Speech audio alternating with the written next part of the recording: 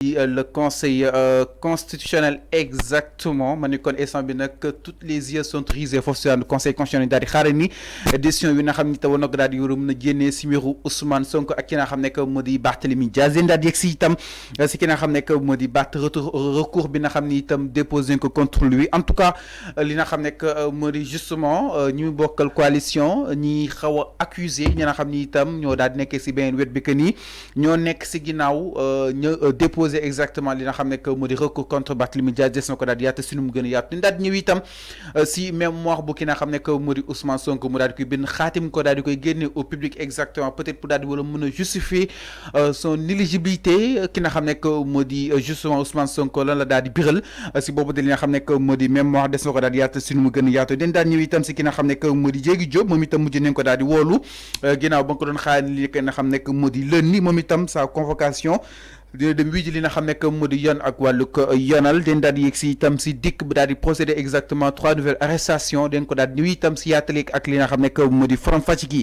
mais tout d'abord da ngay daal dooree ak li nga xam ne que moo di le conseil constitutionnel sénégalais den ko des na ko daal di xaaree nag par rapport ak li nga xam ne que moo di gaaw Barthélémy Dias pas plus tard hier ñu bëri nag ñi ngi doon interroger exactement sur ce cas ñu ne Barthélémy Dias hors jeu Barthélémy Dias out justement par rapport ak mbir bu nu mel den daal di si itam si conséquences yi nga xam ni itam des na ko daal di xam ni ginnaaw suñu daal di invalider Barthélémy Dias donc mën nañ jàpp ñëpp ñu nekk si liste bu nu mel seen ko bokkuteef menacé wu na donc Barth face ak sooru Yewwi Askan Wi ni ki li nga xam ne que moo di le 22 liste sàmm kàddu yi exactement alors enfin qu'est-ce qui s'est réellement passé tantôt ñu ne c'est pas la décision finale du conseil constitutionnel sur le cas de Barthélémy Dias tantôt aussi ñu ne le conseil constitutionnel a invalidé ki nga xam ne que moo di Barth alors naka na ko daal analyser concrètement est-ce que mën nañ jàpp nii fu mu toll nii ki nga xam ne que moo di Barth fait toujours si li nga xam ne que moo di fait partie toujours si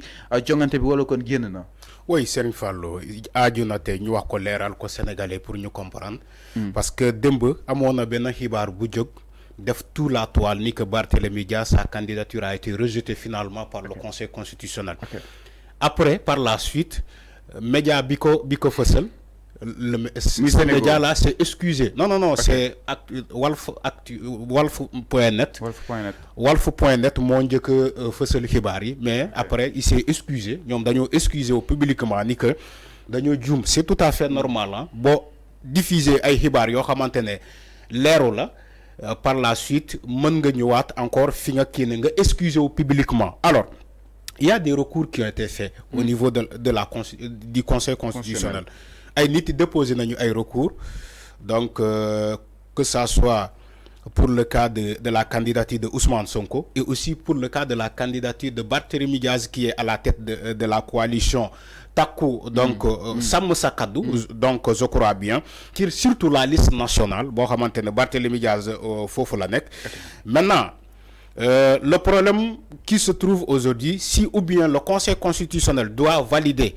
et la candidature de Barthélémy Dias ou bien de Ousmane Sonko ou bien doit invalider c'est là où se trouve le problème alors d'après les informations les dernières informations qu'on a eu d'après les dernières informations yoo xamante ne ñun am nañu ko le Conseil constitutionnel ba jamono bu ñuy wax ni waxagul dara ci les recours qui ont été faits donc loolu jaadu na pour mais il a combien de jours pour examiner exactement pour ñu wax ko Sénégalais yi mais ils ont combien de jours pour examiner ces recours xam nga le Conseil constitutionnel moom daanaka mën naa la ne am na fii ba une semaine balaa mu joxe le verdict de ces recours maintenant comme ñi dañuy yàkkamti trop d'aller au besogne moo tax ñi déclaré démb ni que la candidature de Barthélémy Dias a été invalidée alors que tel n'est pas le cas jamono bu ñuy wax ak yow nii le conseil ba léegi jëlagul acte ci les recours là donc loolu il faut que ñu wax ko Sénégalais yi pour ñu comprendre loolu ñu bañ a tomber dans les spéculations ni que oui le Conseil constitutionnel a invalidé la candidature de Barthélémy Dias dama ne recours la ñuy def alors c'est clair mais retour sur la candidature exactement de Barthélémy Dias est-ce que jàpp na ni la candidature elle est fondée parce que jàpp nga ni le Conseil constitutionnel ne peut faire que peut-être invalider justement cette candidature enfin est-ce que fi nga nekkoon ba tey yaa ngi fa oui bien sûr dama ne xam nga il faut que ñu def la part des choses Serigne Fallou la candidature de Barthélémy Dias est différente de celle de Ousmane Sonko. Damay expliquer pour Sénégalais comprendre. Barthélémy Diaz a été condamné dans une affaire criminelle. Les faits remontent de 2011. 2011, jamono bobu c'est Abdoulaye Wade qui était président. Il faut que nous fassions les Sénégalais pour nous comprendre. Alors, 2011, Abdoulaye Wade moo fi nekkoon président. Jéye gi xewé ba ñu daan Barthélémy Diaz ci affaire bobu. Par la suite, les avocats de Barthélémy Diaz ont fait un recours. Recours bi, ça dit qu'ils ont utilisé tous les voies nécessaires pour s'étaler Barthélémy Diaz. L'action publique a continué. Madame, jusqu'à tout récemment, le 22 décembre 2023, la Cour suprême a confirmé la condamnation de Barthélémy Diaz sur l'affaire Ndiaga Diouf. Je précise bien, le 22 décembre 2023, la Cour suprême confirmé la condamnation de Barthélémy Diaz sur cette affaire-là. Le 22 décembre passé 2023, Barthélémy Diaz était député à l'Assemblée nationale et en même temps maire de Dakar. Alors, comme il y a confirmation de la condamnation, nous avons la Djamano Bobo. Il suffisait que, écoutez bien, Djamano Bobo, quand la Cour suprême a confirmé la condamnation de Barthélémy Diaz, il suffisait que la garde des Sceaux, Aïssata Tall Sall, Moubinde, le ministre de l'Intérieur, pour ne ko mangi sakku ci yow comme Barthélémy Diaz dañ ko daan comme Cour suprême confirmé ko mangi ci sakku ci yow le ministre de l'Intérieur pour nga génné ma Barthélémy Diaz les listes électorales et aussi sur la liste des députés de la 14e législature. Il suffisait que Moubinde le ministre de l'Intérieur pour mu def ko pour nous gagner Barthélémy Diaz à l'Assemblée nationale. Mais Defoko, Aïssata Tall Sall Defoko. Là où j'ai dit que peut-être la femme s'est retrouvée à un dilemme. Il y a quoi wax sénégalais pour nous comprendre. Dilemme bi moy Aïssata Tall Sall, dilemme bi moy Aïssata Tall Sall dossier bobu daf ko rattraper ci ministère ministre en étant ministre de la justice. Parce que bo gisé mané le dossier Barthélémy Diaz daf ko rattraper. Moi, je suis avocat Barthélémy Diaz du dossier Bob. Est-ce que vous comprenez? Aïssata Tall Sall elle n'avait pas le choix. Elle n'avait pas le choix. Tay bu génné Barthélémy Diaz ci liste député jamono bobu. Donc mom c'est comme si ce qu'elle défendait en étant avocate de Barthélémy Diaz basé au ci dara, c'est infondé et insensé. Mota mu bayyi l'eau coule sur le pont. Moubaye Barthélémy Diaz n'est à l'Assemblée nationale bataille. Mota mané la dilemme là. Alors, l'article 41 du règlement intérieur de l'Assemblée nationale d'Afane. L'article 41 du règlement intérieur de l'Assemblée d'Afane. Bep député buñu dan ci une affaire criminelle confirme ko, c'est-à-dire que nous utilisons tous les voies de recours. Ba ñu daan ko définitivement war nañu ko retirer ci la liste des députés. Article 41 du règlement intérieur de l'Assemblée nationale moko wax.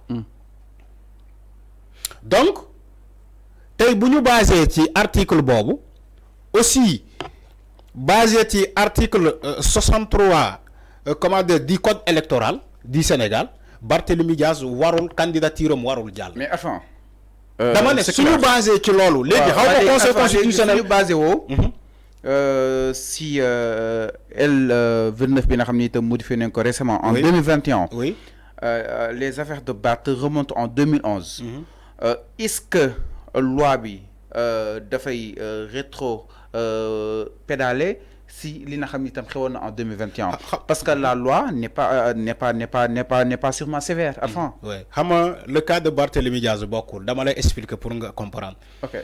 Le cas de Barthélémy Diaz est attend c'est-à-dire que dafa est arrivé à l'autorité de la chose jugée. Manam jeexna. Mais enfin lo xam ni xewna bien avant dama ne une affaire criminelle, la loi est là, la loi n'a pas bougé.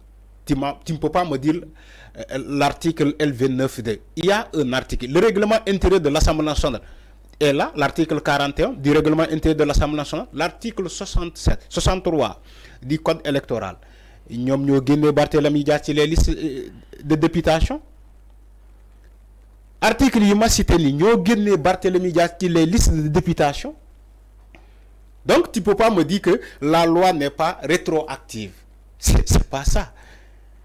L'affaire Barthélémy Dias bokul dafa atteindre l'autorité de la chose jugée. C'est fini. Donc mën ta pédaler en Non. Moi dama ne la, il faut pas que les gens ñu dem directement aux besognes. C'est-à-dire que yakamti ci mbirum Barthélémy Dias parce que aussi le temps de la justice n'est pas le temps des politiques, voilà le temps des hommes. Le Conseil constitutionnel dira le droit. Alors c'est clair, donc le Conseil constitutionnel, il va le dire le droit. Alors c'est clair. Donc c'est pas sénégalais qui def pression sur le Conseil constitutionnel. Non, il faut invalider la candidature de Barthélémy Dias. Voilà, déedéet. Dama ne sénégalais nañu tey le Conseil constitutionnel dira le droit parce que il est rapporteur de la Constitution. Alors c'est clair. Donc dafay wax ce que la Constitution le prévoit. Exactement la décision du Conseil constitutionnel vraiment par rapport à ki nga xam que mu di le cas de Barthélémy Dias. Alors ñu daal di jàll si leneen justement du côté de la régie El Hadj mais ba tey ñu daal di desandi si kaw